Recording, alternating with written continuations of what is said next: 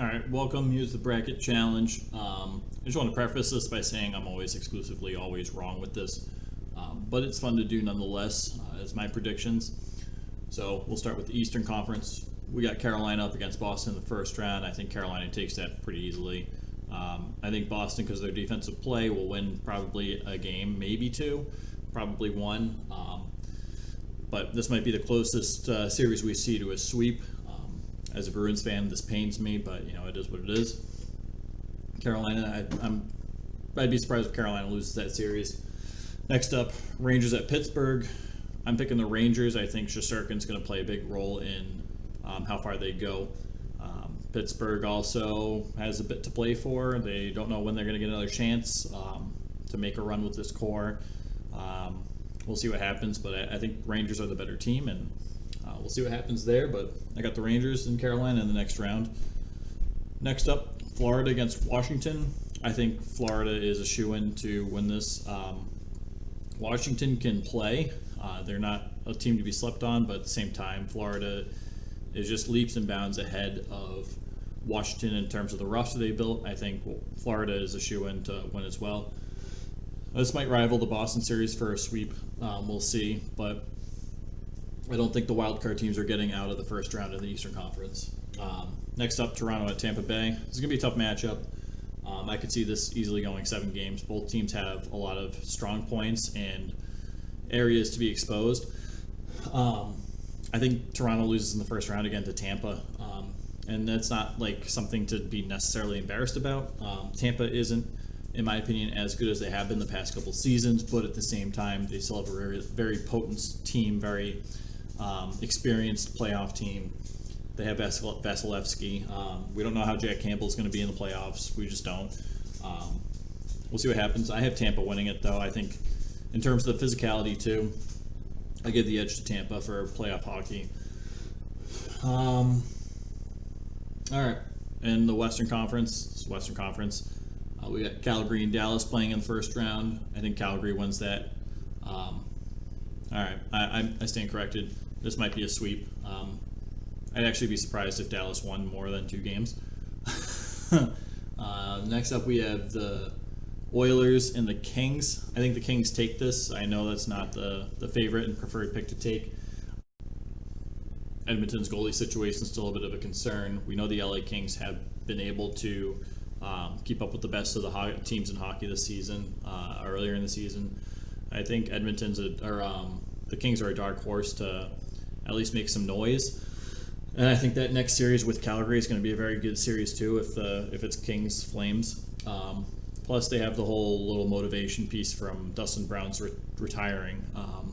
See if they can get him another playoff run, cup memory. I don't know, but I think Edmonton, just like Toronto, loses yet again early in the playoffs. So down to the Central Division, we have Calgary playing Nashville, or Colorado playing Nashville. We don't know about UC Saros if he's going to start. If that's the case, Colorado's going to roll over Nashville. If Saros starts, Nashville has a chance to win a few games. I think Colorado's still the better team and still ekes out the series win. But they're going to be pretty beat up, as is Minnesota and St. Louis. St. Louis is also a bit of a favorite at this point because they continuously beat the Wild. They've had the Wild's number all season, but I'll tell you, they played 2 games in St. Louis that both went to overtime. And the only home game Minnesota had was at the Winter Classic when the conditions were absurd, and the only Wild player that actually looked good on the ice was Kaprizov. I don't know if he plays in northern Russia outside casually in his off time, but that was something. The Minnesota Wild are probably one of the best. They are one of the best home hockey teams in the entire league. Home ice advantage is going to be huge for them in this scenario. I think bigger than St. Louis's home ice advantage would have been if they had it. I think Minnesota ekes out this one. I think they win 4 games to 2. I don't think this goes 7 games. I'm really excited about this series, though. All right, now we're on to the next round. So we got the final 4 teams now, right? No, we don't. We have the final 8. So Carolina and New York Rangers. Again, I think this is going to come down to Igor Shesterkin. I think he's just going to play lights out and win that series for them. They have scoring power. They score a lot on the power play, which you're not going to see as much power play time. But I question Carolina's durability when it comes to the playoffs. They seem to play well until the series that kicks them out, and then they don't look all that great in that series. I think they make it to the second round, and then that's it for them this year. Next up, Florida, Tampa Bay. This is going to be this is the most exciting matchup you're going to have in the playoffs if this happens. That and maybe the Battle of Alberta with Calgary and Edmonton, but I don't know. The Battle of Florida, because these are two powerhouse teams with a lot to necessarily prove and do. Florida's trying to make a dynasty, or Tampa Bay is trying to make a dynasty, and Florida hasn't been out of the first round in however long. It's been, almost 2 decades now, or maybe over 2 decades. And Florida has a powerhouse stacked team. But Tampa has the experience, so I think this is going to be a really good matchup. They can both play physical. I think Florida has the better team at the end of the day. I have Florida beating Tampa Bay to come out of the Atlantic Division. Whereas, so it'll be Florida Rangers in the semifinals, Eastern Conference Finals. And then we have Calgary playing Edmonton in the second round. Calgary playing the LA Kings in the second round. I think Calgary is going to eke out the win. The Kings are still too inconsistent. They're still younger. They still have to develop a little more. I think this is an easier win for Calgary along this trip. I don't think it's as easy as Dallas, but I think Calgary has kind of an easier path to the Western Conference Finals. Whereas we have Colorado and Minnesota. I have Colorado losing to Minnesota. If they match up, that would not surprise me at the slightest. Minnesota's played Colorado really well all year. Really well, especially after the trade deadline.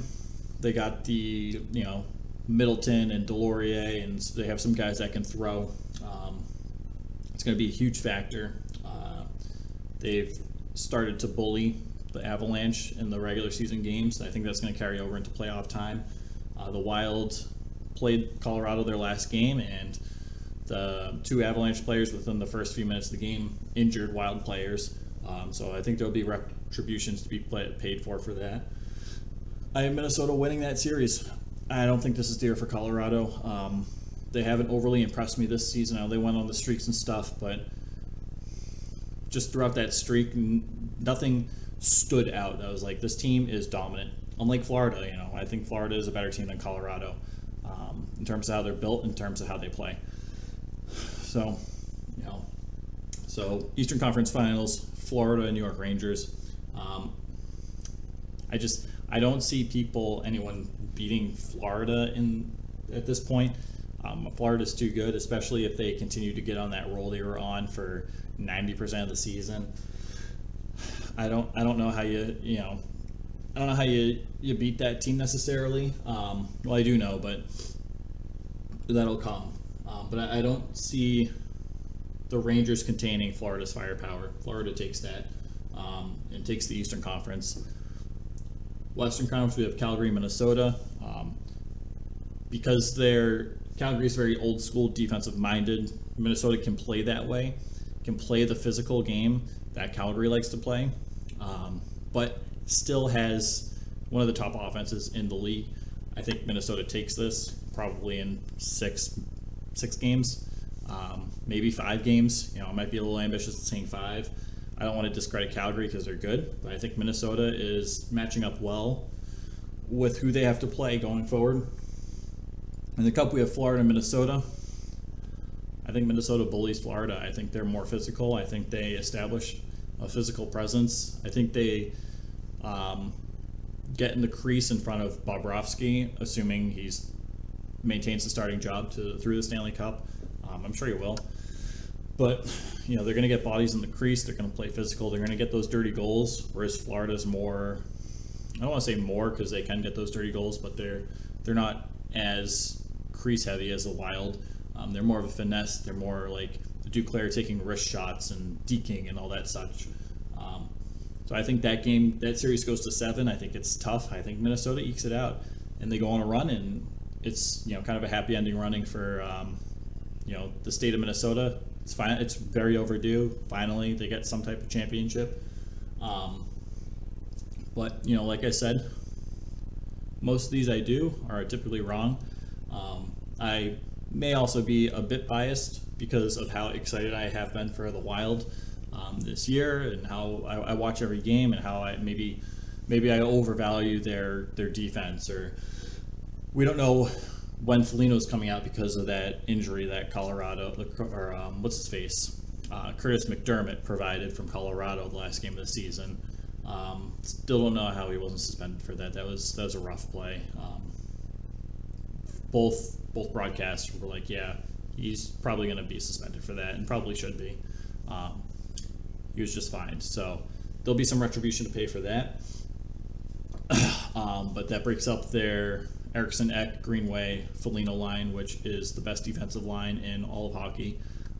There's no question about that, and they provide offense. They have 220 goal scorers, and Greenway finished off the season with a 2-goal game, and it's not like the Wild were resting players going into the playoffs. So we'll see what happens. Hopefully Foligno's all right. Hopefully he's back for the playoffs.